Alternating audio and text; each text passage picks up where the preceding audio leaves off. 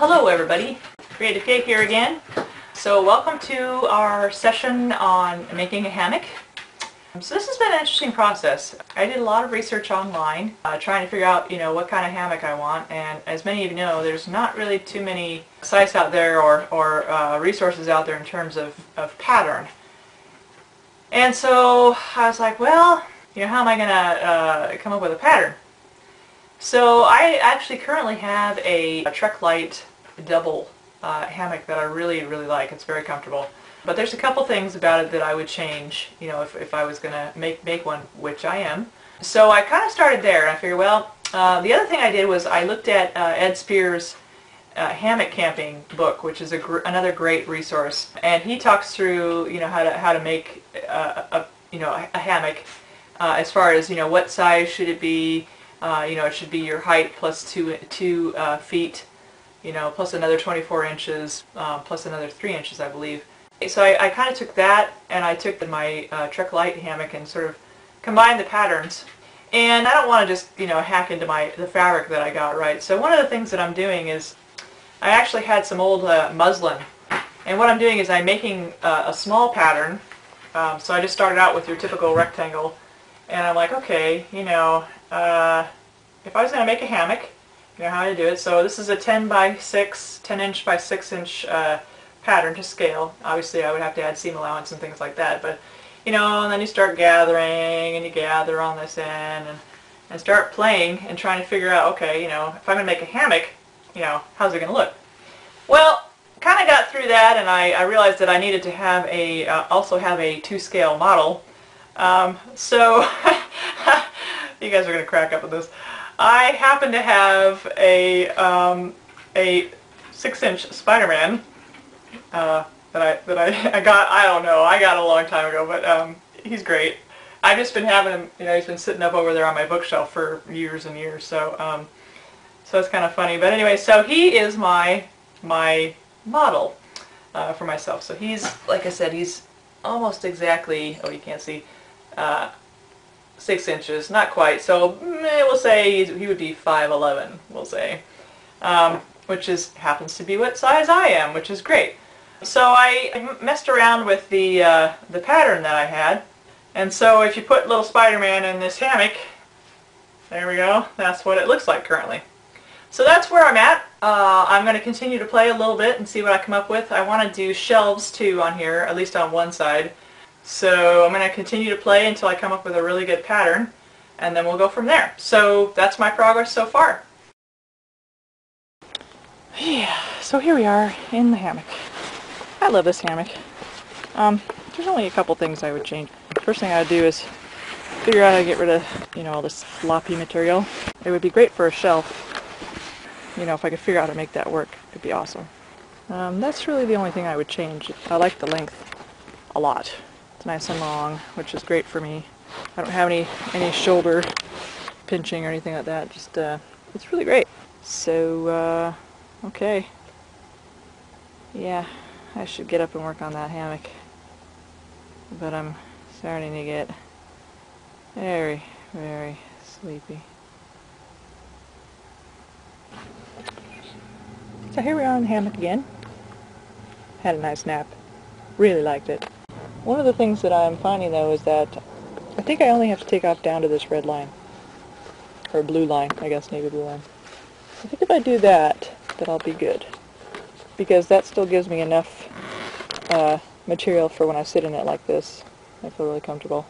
My biggest thing is that I don't like not being able to see out of it when I'm in it, when I'm laying down in it. So that's kind of my issue that I have so far.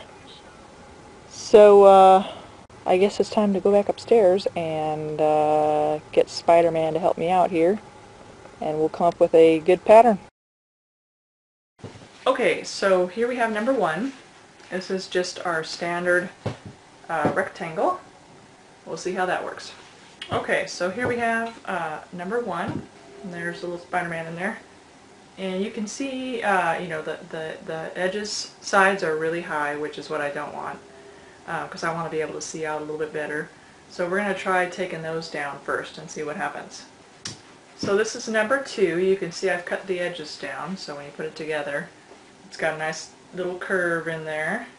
So in addition to curving the sides, I went ahead and decided to curve the end too, because I know some of the forum videos where people are whipping the ends, they tug on the two ends that are closest, you know, that would be towards the top, to get the sides to not sag as much.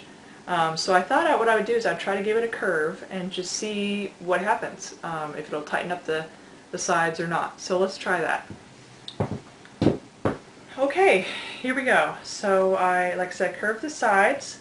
I curved the ends so that it would pull things a little tighter.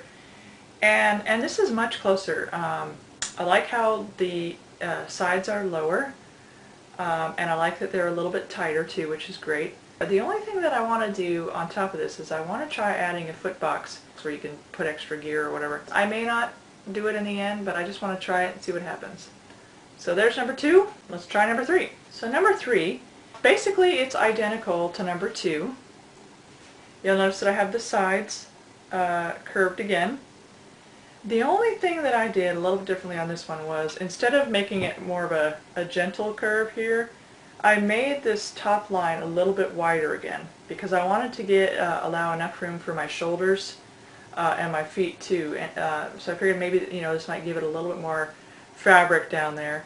And then what I'm going to do is I'm going to go ahead and, so this end here, I'm going to fold it up and I'm going to stitch it and try to create a foot box. So let's go ahead and do that. Okay, so here's number 3. So you can see I have the sides again. You can see his little finger sticking out of there. He's going, what's going on? You can see here I have the little foot box that I actually just pinned it because this is just a mock-up. So I did mark here, I don't know if you can see that or not. I marked right here because I do want it to go straight down. So on my next iteration I'm going to have to do a cut right here to get it to lay nice and flat so it's not sticking out like that. Let's see what we're going to do in number 4. Okay, so here's number 4, the curved sides again, just like we've always had. And then the difference you'll see here is I've gone and done the curve, but I've done a little cutout where we're going to put the foot box.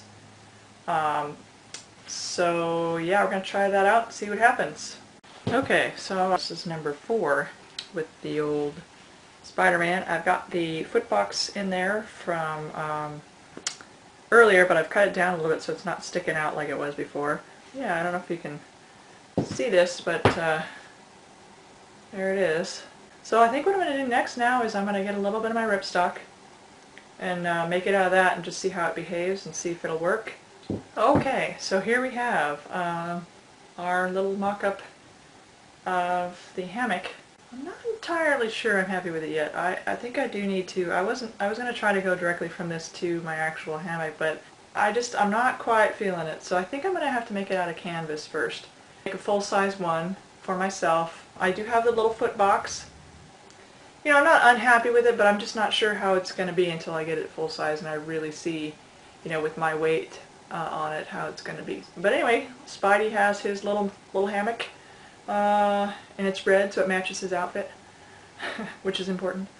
Anyway, so that's that. So tomorrow morning I'm going to continue on with a full-size mock-up, and I guess I'll just see you then.